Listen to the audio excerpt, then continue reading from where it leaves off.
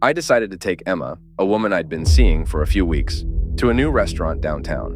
The place had great reviews, and I was excited to make a good impression. Little did I know, our waitress for the evening would be someone I had forgotten, but who would never forget me. We were seated by a window, and soon our waitress arrived.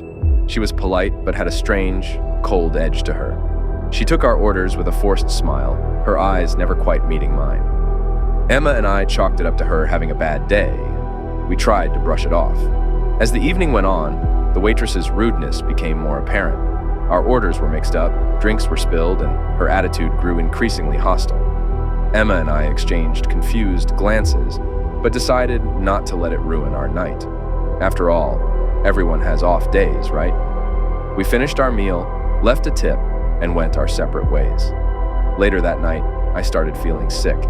At first, I thought it was just an upset stomach, but the symptoms quickly worsened. I was sweating, trembling, and my vision blurred.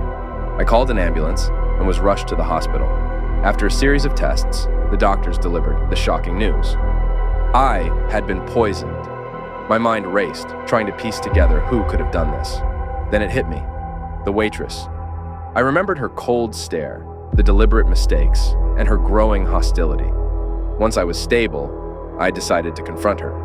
I returned to the restaurant, heart pounding, and asked to speak with her.